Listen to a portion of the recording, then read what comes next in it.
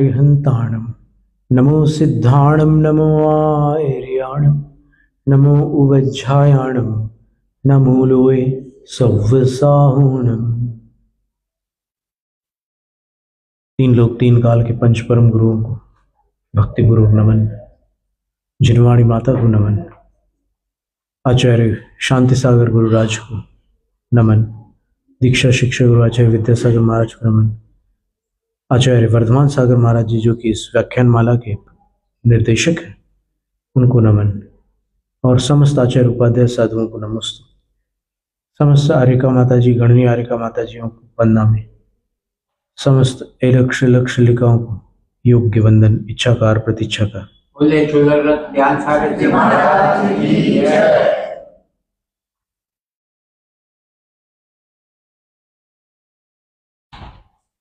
धर्म के विषय में चर्चा थी कि धर्म क्यों करें, कब करें। क्यों करें का समाधान तो ये था कि क्योंकि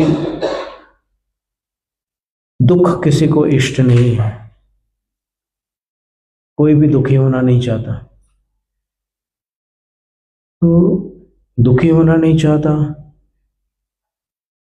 तो अच्छी अच्छी चीजें खाने पीने लग जाए, अच्छा संगीत सुनने लग जाए, या फिर अच्छे अच्छे जो सुख के साधन हैं उनको अपनाने लग जाए।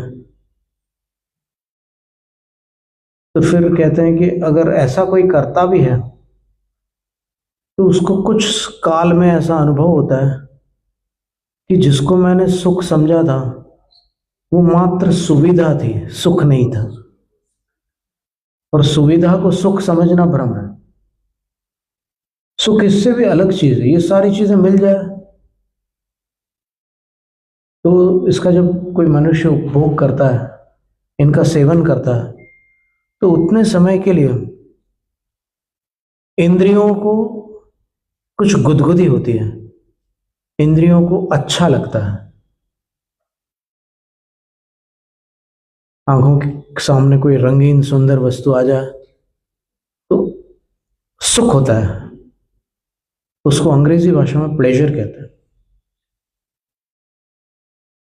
फिर जब स्वास्थ्य अच्छा होता है, जब कोई बहुत बड़ी आफत टलती है, तब भी कोई सुख होता है।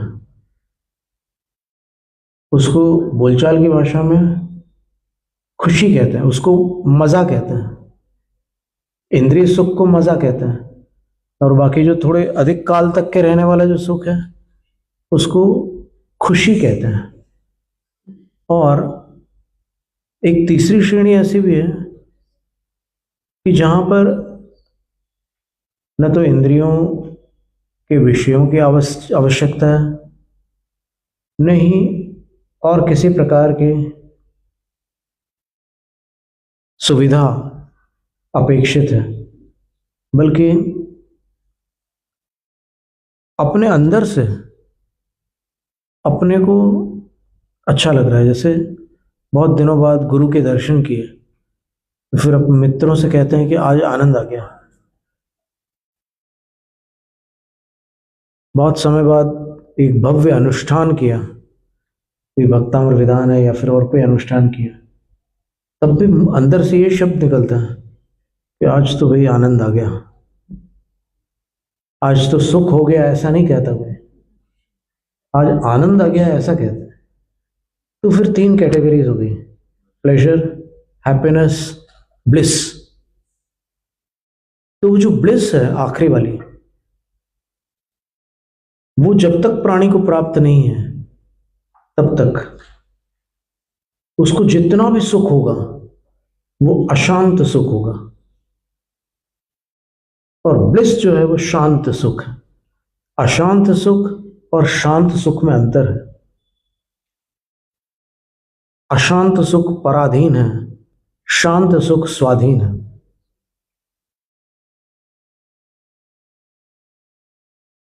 तो बस उस शांत सुख को पाने के लिए धर्म किया जाता है। ये उस प्रश्न का उत्तर है कि धर्म क्यों किया जाए। अगर आपको शांत सुख चाहिए हो तो धर्म किया जाए। अगर आपको अशांत सुख में अच्छा लग रहा है तो फिर आपको कोई बांध नहीं सकता। सब स्वतंत्र है, जबरदस्ती अगर कराओ भी तो वो हमेशा नहीं बनता वैसा। कोई काम किसी से के लिए जबरदस्ती, भी तो जीव धर्म करता, संसारिक सुखों के लिए भी तो धर्म करता है। अशांत सुख के लिए भी कभी कभी संसारी प्राणी धर्म करता है। तो इसके विषय में कलम ने उत्तर दिया था ना कि धर्म का वास्तविक फल तो वो है, लेकिन आनुषंगिक फल, जैसे खेत में आपने धान बोई, लेकिन धान के साथ वहां पर घास फूस और फिर अन्य जो छोटी मोटी पत्तियां वगैरह होती है, वो अपने आप, खरपतवार बोलते हैं उसको, वो अपने आप उग जाती हैं, वीड्स। तो इसी तरह आप उसको लक्ष्य बनाकर चलेंगे तो फिर ये छोटे मोटे सुख तो अपने आप सहज रूप से प्राप्त हो जाएंगे। और आप इनको लक्ष्य बनाओगे तो जब ये प्राप्त होंगे तो आप छोड़ नहीं पाओगे। जो लक्ष्य करके किसी चीज को प्राप्त करता है उस चीज का त्याग करना मुश्किल हो जाता है। और अगर वो अपने आप प्राप्त हो गई है तो फिर वो छूट भी जाती है। देखो बड़े बड़े महापुरुषों ने कितनी सहजता से त्याग कर दिया, संपत्ति का त्याग कर दिया उन्होंने।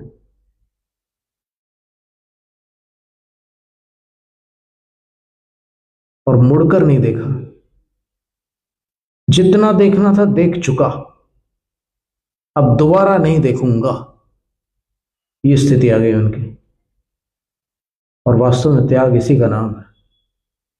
एक बोझ को उतार दिया और उतारे हुए बोझ को वापस सिर के ऊपर धारण नहीं कर सकते, उसका नाम त्याग है। जब संघ में एक माता जी थी, अनंतमती माता जी, जब उनकी दीक्षा हो रही थी तब उन्होंने अपनी घटना सुनाई कि जब पहली बार आचार्य श्री सतना आए थे तब मैंने रात्रि भोजन का त्याग किया था, और त्याग करने के बाद कुछ कालावधि तक त्याग किया था। फिर मेरा मन ही नहीं हुआ कि दोबारा लूं, क्योंकि मुझे ऐसा लगने लगा कि जिसका मैंने गुरु से त्याग लिया था, भले ही काल पूरा हो गया, तो क्या उस त्यागी हुई वस्तु को अब फिर से खाने लग जाऊं? तो उन्होंने दोबारा खाया ही नहीं रात्रि भोजन, और फिर वहां वो दीक्षित हो गई। वो दीक्षा के पहले का नाम हमारे अभी ध्यान में नहीं है, पर माता जी को वंदना में क्या भावना रहती दीक्षा के समय कि अब हम सारी दुनियादारी के प्रपंच को छोड़कर समर्पण भाव से धर्म ध्यान करेंगे, आगम को समझेंगे, गुरुवाणी का लाभ लेंगे, आदि आदि बहुत सुंदर सुंदर विचार होते हैं उस समय। और छोड़ने की बड़ी भारी एक खुशी होती है, और छोड़ने के बाद एक अजीब सा आनंद आता है। इसका वर्णन भी अभी बस रत्नकंठ शावकाचार्य में जब आगामी सत्र होगा तब आप सुनना कि गुरु के सामने त्याग करते हैं, और त्याग के बाद जो अपने अंदर अंदर की स्थिति बनती है वो एक भावनाओं में जो पवित्रता आती है, उससे भाव व्रत उत्पन्न होता है। द्रव्य व्रत तो आपने वहां पर जो व्रत लेने की विधि थी तत्पूर्वक अंगीकार कर लिया, वो जरूरी है। द्रव्य व्रत नहीं लेंगे तो भाव व्रत नहीं होगा। तो द्रव्य व्रत लिया आपने, और उसके बाद जब अंतरंग में विशुद्धि आई तो फिर भाव व्रत होता है। तो भाव व्रत आपको या तो संयमा संयम लब्धि स्थान के ऊपर वाले स्थानों तक ले जाता है, अथवा असंयम से संयम में या संयमा संयम से संयम में ले जाता है, गुणस्थान बदल देता है। इसका अर्थ ये हुआ कि गुरु दीक्षा देते हैं, गुणस्थान नहीं देते हैं। गुणस्थान शिष्य को अपने पुरुषार्थ से प्राप्त करना होता है, और वो पुरुषार्थ क्या है? बस छोड़ने के आनंद में डूब जाओ, बस इतना ही पुरुषार्थ पर्याप्त है। आपको प्राणायाम करने की आवश्यकता नहीं है, कुंभक करने की आवश्यकता नहीं है, व्यायाम करने की आवश्यकता नहीं है। आपको बस उस आनंद में कुछ समय अचल रहना, स्थिर रहना है। दीक्षा हो गई। अब दीक्षा के बाद जल्दी जल्दी ऐसे आशीर्वाद देने की उतावली मत करो कि अब तो हम दीक्षित हो गए, अब तो सबको हम आशीर्वाद दे सकते हैं। ये सब संकल्प विकल्प नहीं करना। अब दीक्षा लेने के बाद थोड़ी देर उसका स्वाद तो लो कि क्या मिला है आपको। वो खजाना मिला है जो चक्रवर्तियों के पास, इंद्रों के पास नहीं है। तो उसका थोड़ी देर के लिए तो स्वाद लो, और उसका जब स्वाद लेते हैं तब जो आनंद आता है, वो आनंद कर्मों को जलाता है और गुणस्थान को उठाता है, संयम लब्धि स्थान को ऊपर की ओर ले जाता है। इसलिए कुंद आचार्य महाराज ने भाव पौड़ में एक गाथा लिखी, दिखा काला हम भाव अवियार दंसण विशुद्धो।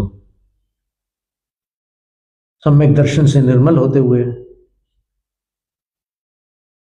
कुछ जीवन के ऐसे पल होते हैं, दीक्षा काल का एक पल होता है, और कभी कोई और भी ऐसे पल आते हैं बीच बीच में, उनको भावित करो। बार बार ध्यान करके उन पलों में खो जाओ, स्मरण करके कि वो दिन था जब मैंने ऐसा संकल्प किया था और मेरी ये भावना थी। तो फिर आपको अपने आप अनुभव होगा कि आज वो दिन कितना दूर चला गया, लेकिन मेरे भाव भगवान के कितने निकट आते जा रहे हैं। फिर भी अभी बहुत दूरी बाकी है। जितना जितना अपन पास पहुंचते हैं, अंदर से लगता है कि अभी कितना काम शेष है।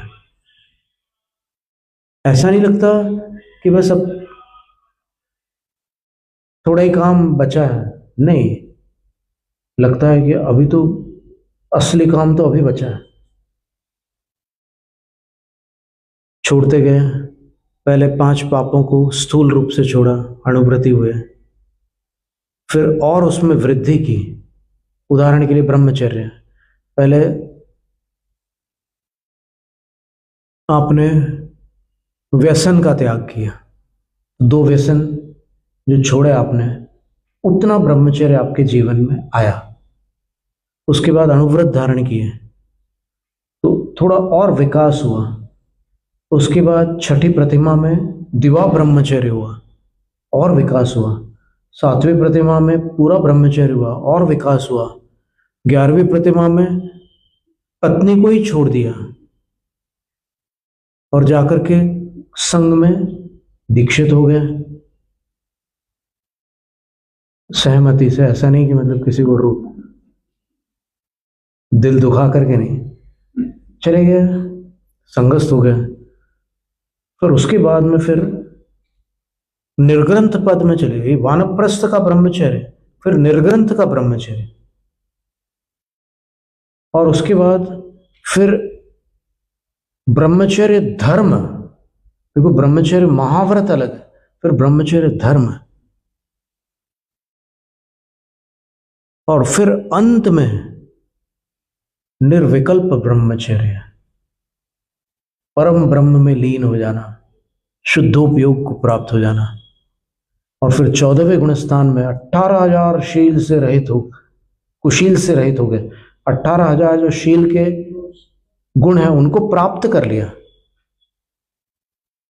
शीले सिम संपत्तो, गाथा आई ना घुमटसार में कि 14वां गुणस्थान कैसा होता है, तो वे शील के राजा बन गए, वो 18,000 शील के स्वामी हो गए। तो ऐसा करते करते फिर अंत में सिद्ध पर्याय हो जाती है। सभी व्रतों के साथ ऐसे क्रम से विकास है। और जिसने पूर्व भव में साधना की है उनको छोड़ दो, पर जो अभी इस भव से साधना प्रारंभ कर रहे हैं, वो यदि क्रम से साधना करें तो फिर उनको पता है कि पिछली सीढ़ी कौन सी है और अगली सीढ़ी कौन सी है, तो वो कभी भी पीछे वाली सीढ़ी पर पैर नहीं रखेंगे। श्रवण बेलगोल में एक वृद्ध साधु ने बताया था कि जो लोग गृहस्थी के माया जाल को त्याग कर साधु होते हैं, उनको उस माया जाल की तरफ मुड़कर देखने की कभी इच्छा नहीं होती। और जो अपरिपक्व अवस्था में दीक्षा लेते हैं, कभी कभी उनकी नजर उस तरफ चली जाती है। जब गाड़ी से उतरते हैं दोनों दंपति, तो उनको लगता है कि देखो ये भी कैसे पुण्य कमा करके आए हुए जीव हैं, गृहस्थ जीवन के सुख इनको प्राप्त है। तो इस विषय में भी गृहस्थ ने बताया था कि महाराज ये जो चीजें दिख रही है बाहर, ये दिख रही है नहीं। बहुत मजेदार बात बोली थी। उनने बोला कि इसको प्रैक्टिकली अगर कोई जाकर के देखे, बोले सिर्फ 6 महीने के लिए कोई गृहस्थी में चला जाए तो उसको समझ में आ जाएगा कि दिखता कुछ है, होता कुछ है। ये स्थिति है। और इस विषय में एक ऐसे किस्सा भी आता है ना कि कोई साधु कुएं के पाट पर सो गए, नींद लग गई, सपने में वो चक्रवर्ती बन गए। और चक्रवर्ती बन गए तो फिर कुछ सपने में रानियों के साथ कुछ वाद विवाद हो गया। तो फिर इनने रानी को ऐसे धकेला, रानी ने इनको धकेला, कुएं में गिर गए।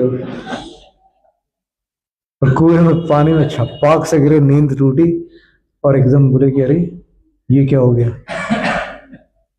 फिर जैसे जैसे बाहर निकाला उनको किसी ने, बोले क्या हुआ। तो बोले कि क्या हुआ बाद में पूछना, पहले तू ये बता कि तू कौन है मुझे बाहर निकालने वाला। तो बोले मैं एक गृहस्थ हूँ। अरे बोले कि मेरे को अब डर लगता है गृहस्थी से, मैं नींद में पल भर के लिए गृहस्थी बना और मैं यहां डूब गया कुएं में, और तू कैसे जी रहा भगवान जाने।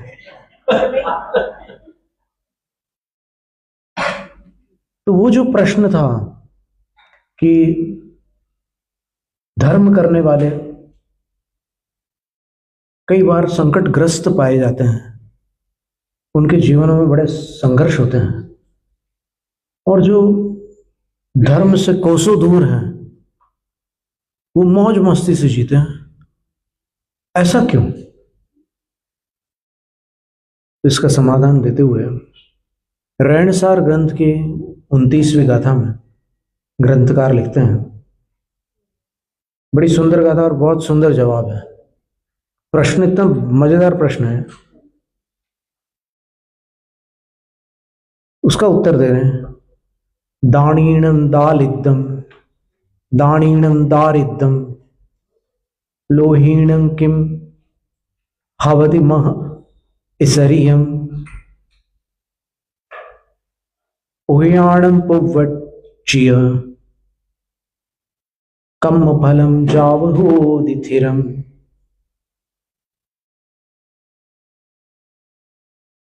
बड़े बड़े दानवीर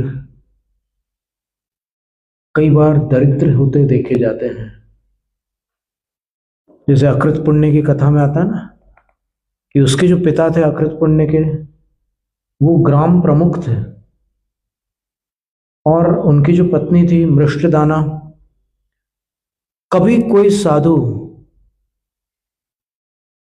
उस गांव से ऐसा नहीं निकलता जिसके आहार उनके घर न हो। बड़े दानवीर थे, लेकिन कालांतर में जब वो पुत्र मां के गर्भ में आया तो क्रमशः सारी संपदा नष्ट हो गई, सारा कुटुंब परिवार उजड़ गया, और जब उस बच्चे ने जन्म लिया तब केवल मां और पुत्र 2 शेष रह गए। अब संपदा के अभाव में ऐसी दुर्दशा हुई कि मां को काम ढूंढना पड़ा, और यहां वहां वो नौकरी करने लगी। जैसे तैसे उस पुत्र का पालन पोषण करती थी। तो फिर यहां प्रश्न था कि ऐसा कैसे हो सकता है कि जो इतना दानवीर परिवार था, उस परिवार की जो गृहिणी है, उसको ऐसे दिन देखने पड़ रहे हैं कि एक दिन में 2 बार भोजन प्रतिदिन नसीब नहीं हो रहा है। कभी मिल जाए तो मिल जाए, कभी ना मिले तो ना मिले। ये स्थिति कैसे बन गई? और जो लोभी हैं, जो मायाचारी करते हैं, जो पाप से अर्थोपार्जन करते हैं, उनके पास इतनी संपदाएं होती है कि वो ठाठ से रहते हैं। ऐसा क्यों? तब फिर उसका उत्तर दिया। गाथा के पूर्वार्ध में प्रश्न था, उत्तरार्ध में आचार्य कहते हैं उभयाणम पुवज्जित कम फलम। दोनों के पूर्वार्जित कर्म का फल उनको प्राप्त हो रहा है। देखने वालों को वो पूर्व भव का कुछ नहीं दिखाई दे रहा है। उनको इस जन्म में वो क्या कर रहे हैं और क्या पा रहे हैं, इतना ही दिख रहा है। उनको ये नहीं दिख रहा है कि जो पा रहा है वो पहले देकर आया था, और जिसने अभी दिया है और पा नहीं रहा है, उसने पहले दिया नहीं था, इसलिए उसको यहां पर पाया हुआ भी खोना पड़ रहा है।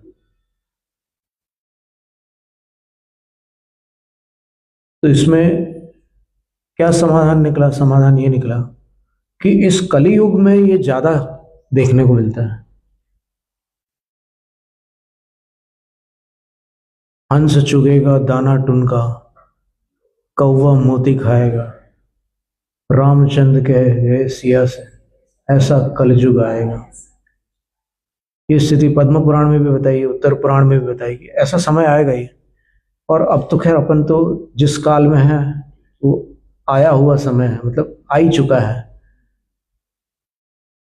चंद्रगुप्त सम्राट ने जो 16 स्वप्न देखे थे, उसमें भी कुछ स्वप्नों का यही संकेत था। तो गुरु जो थे उस समय आचार्य भद्रबाहु, उन्होंने ये बताया कि तुमने जो कुत्ते को स्वर्ण पात्र में खीर खाते देखा है, उसका फल ये होगा कि कलिकाल में अपात्र लोग ठाठ भोगेंगे।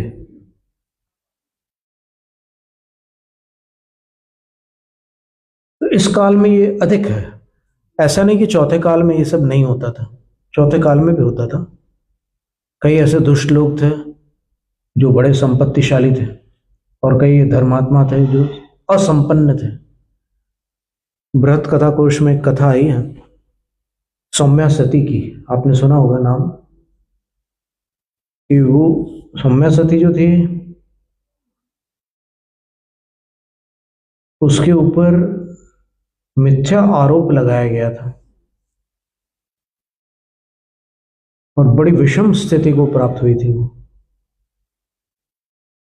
उसकी कथा का जो पूर्वार्ध है वो अलग है। वो तो सतीत्व के प्रभाव से वो उपसर्ग दूर हो गया था कालांतर में, लेकिन उसके जीवन का जो पूर्वार्ध था वो ऐसा था कि उसके पिता जैन धर्म को मानते थे और थे ब्राह्मण, लेकिन जैन धर्म को मानते थे। किसी दिन वो जिनालय गई हुई थी और वहां पर वो द्रव्य चढ़ाकर भगवान को प्रणाम करके लौट रही थी। तो उस बच्ची की मुख मुद्रा को देखकर जो नगर सेठ मंदिर में प्रवेश कर रहे थे, वो बच्ची ऐसे खड़ी हो गई कि सेठ जी आ रहे हैं, तो उनको आने दिया उसने। तो अचानक सेठ की दृष्टि उस बच्ची के चेहरे पर पड़ी और सेठ के मन में विचार उठा कि इस बाल्यावस्था में ऐसी मुख मुद्रा तो होनी नहीं चाहिए किसी बच्चे की।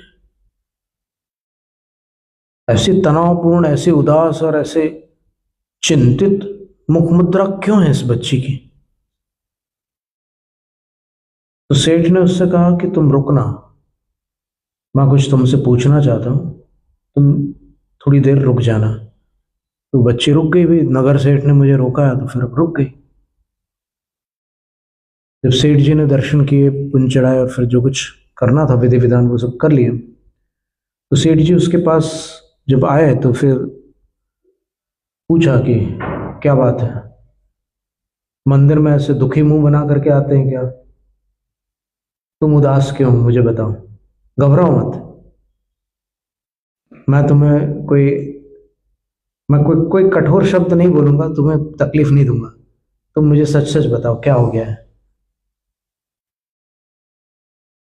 और तुम जैन मंदिर आई हो, मैं तुमसे, तुम भी भगवान की भक्त हो, मैं भी भगवान का भक्त हूं, तो इस नाते मैं तुमसे जानना चाहता हूं कि तुम्हें क्या तकलीफ है। तब वो बच्ची बताती है कि पिताजी बहुत अस्वस्थ है, लगता है।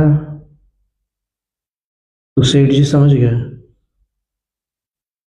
कि मतलब प्राण संकट जैसी स्थिति है पिताजी की, इतने अस्वस्थ हैं। तो पूछते हैं कि कौन से वैद्य की दवाई चल रही है, कैसी क्या व्यवस्था है? तब बोलती है कि कोई व्यवस्था नहीं है, और ऐसे नजर नीचे झुका लेती है, क्योंकि जब कभी किसी की आर्थिक स्थिति दुर्बल होती है तो उसके कारण उसकी दृष्टि नीचे हो जाती है। तब सेठ जी बोलते हैं कि क्या तुम मुझे अपने पिता से मिलवाओगी? तो बच्ची बोलती है कि हम लोग छोटे उसमें रहते हैं, झोपड़ी में रहते हैं, आप। तब बोले कि तुम उसकी चिंता मत करो, मैं चलता हूँ तुम्हारे साथ। और सेठ जी उसके साथ जाते हैं, और वहां जाकर देखते हैं बहुत तपा हुआ शरीर था उसके पिता का, बीमार थे, बुखार था। तो सेठ जी उसके पैर दबाने लगते हैं, पानी में गीले वस्त्र उसके सिर पर लगाते हैं, पेट पर रखते हैं। तो थोड़ी देर बाद उसको सुध आती है उसके पिता को। वो आंख खोलते हैं, तो आंख खोल करके देखते हैं कि नगर सेठ पहचान लेते हैं वो, और एकदम पैर हटा करके वो उठ जाते हैं। बोले कि सेठ जी आप ये क्या कर रहे हो? बोले कि चिंता मत करो, ये कार्य मुझे पहले करना चाहिए था, पर मुझे समाचार देर से मिले।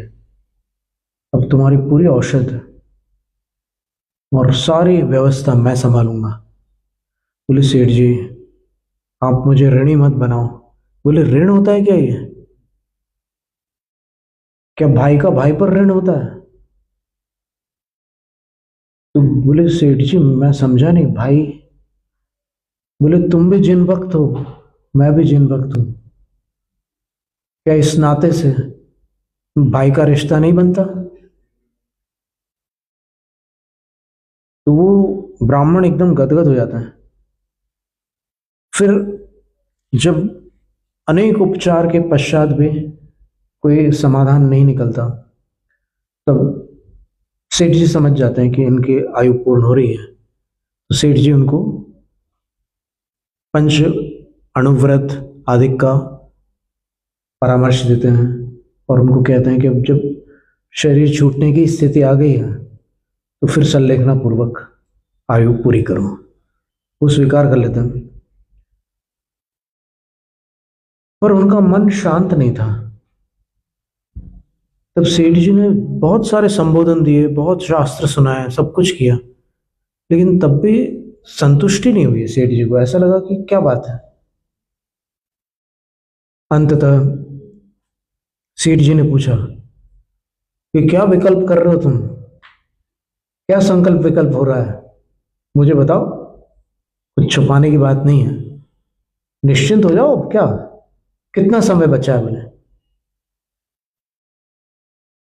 तो फिर वो ब्राह्मण अपनी बच्ची की तरफ देखता है। तब सेठ समझ गया कि पिता की सबसे बड़ी चिंता उसकी पुत्री है। तो सेठ जी बोलते हैं कि इस चिंता का कोई आधार नहीं है, मेरे रहते हुए तुम्हें इसकी चिंता करने की कोई आवश्यकता नहीं। तब वो बड़े भव्यता के साथ संलेखना पूर्वक समाधि मरण करते हैं, देवलोक को प्राप्त हो जाते हैं, और इधर सेठ सब कुछ संभाल लेता है। लेकिन संयोग से विवाह ऐसा होता है कि वहां पर जो ससुराल था, कुछ प्रतिकूल दिमाग वाले लोग थे, तो उन्होंने उनको झूठा लांछन लगाकर फंसा दिया। और फिर भी धर्म का ऐसा प्रभाव था कि जिससे वो लांछन दूर हो गया और लांछन लगाने वाला ही लांछित हो गया। तो एक धर्मात्मा के जीवन में कष्ट आते हैं पूर्व कर्म के फलस्वरूप। तो अंतर क्या है एक अधर्मी और धर्मात्मा में? अधर्मी ठाठ से जी रहा है, और कभी ऐसी स्थिति भी आती है कि अधर्मी भी कंगाल बन जाता है उसी जीवन में, और धर्मात्मा भी कंगाल बना हुआ है, आर्थिक रूप से बिल्कुल कुछ नहीं है उसके पास। तो दोनों में अंतर क्या है? धर्मात्मा के पास धर्म के प्रभाव से वो क्षमता होती है कि अपनी दरिद्रता को या अपनी प्रतिकूलता को वो अपना ही कर्म फल मानकर शांति धारण कर सकता है, जबकि वो अपनी दरिद्रता का दोष किसी और पर लगाता है और कभी भी शांति से नहीं रहता। इतना अंतर है। और ये जो धर्मात्मा है वो भवांतर में ऐसे वैभव को प्राप्त होता है जिसकी उसने स्वयं कल्पना नहीं की। जैसे उस अकृत पुण्य की घटना में वो माँ और बेटा कहीं दूसरे गांव में चले जाते हैं। एक बार जब इस गांव में उनको लगता है कि जहाँ इतनी संपन्नता के साथ अपन रहे हैं वहां पर दरिद्रता के साथ रहना अच्छा नहीं है, तो वो गांव छोड़कर दूसरे गांव में चले जाते हैं। और संयोग से उस दिन एक बार कभी एक ऐसा पुण्य योग बनता है कि जो मुखिया था गांव का वो इसको बहन मान लेता है, और बहन मान करके बोलता है कि बहन आज मैं तुझे कुछ अनाज और सामग्री देता हूं, तू इसको भाई की दी हुई वस्तु मानकर अपना ही समझना, और जो तुझे बनाना हो बना करके अपने बच्चे को और खिलाना और तू भी खाना। तो उसने खीर बनाई, और खीर बना करके जब भोजन का समय हुआ तो बच्चा बोलता है कि माँ मुझे खीर परोसो। तो माँ कहती है कि बेटा आज देख, आज अपना भोजन है, अपन पहले तो रोज तो दूसरों के भोजन को बनाते हैं और रसोई का काम करके फिर जो अपने लिए बचता है वो खाते हैं, तो वो अपन दान में नहीं दे सकते। लेकिन आज ये अपनी वस्तु है, तो अपनी वस्तु अपन दान में देंगे फिर भोजन करेंगे। पंडित पन्नालाल साहित्याचार्य की एक छोटी सी घटना है कि जब जबलपुर में मड़िया जी, पिसनहारी की मड़िया नाम का एक क्षेत्र है, वहां पर पूरा संघ आहार के लिए जब उठता था तो पंडित जी ऐसे खड़े खड़े देखते थे उस दृश्य को। फिर एक दिन अचानक बोलते हैं कि अब मुझसे देखा नहीं जाता, मुझे अच्छा नहीं लगता, मुझे ये लगता है कि अब अपन भी अपने चौके में महाराज को आहार कराएं। तो ऐसे भाव आते ही हैं। जिन भक्तों के अंदर ऐसा भाव आए बिना रहता नहीं कि भाई साधु आहार कर रहे हैं अपने यहाँ पर, उनका निवास है कुछ काल के लिए और उनके आहार रोज हो रहे हैं, तो फिर अपना चौका खाली क्यों जा रहा है, अपने चौके में आहार क्यों नहीं हो रहे। और शास्त्रों में ऐसा भी लिखा है कि जिसके घर साधु के चरण नहीं पड़े हैं उसका गृहस्थ आश्रम निष्फल है। जिसके घर गुरु के चरण नहीं पड़ते उसका गृहस्थ आश्रम व्यर्थ होता है। तो फिर इस भावना से फिर दूसरे दिन से पंडित जी ने भी अपने चौके में आहार देना शुरू कर दिया। उनको आंसू आ गए थे, मतलब ये लिटरली सत्य घटना है कि उनको आंसू आ गए थे कि हम अपने चौके में आहार नहीं दे पा रहे हैं। अब संयोग ऐसा बन नहीं रहा था, फिर बाद में बन गया संयोग, और फिर वैसा भावना बनाओ तो फिर आगे सब रास्ता नहीं खुलते जाता है। तो ये आज का समाधान था कि अपन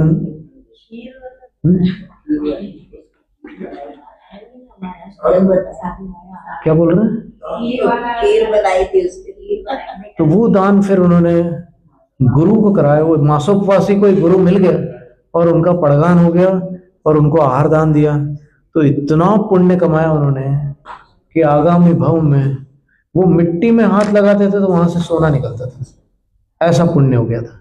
जैनम जयतु शास्त्र।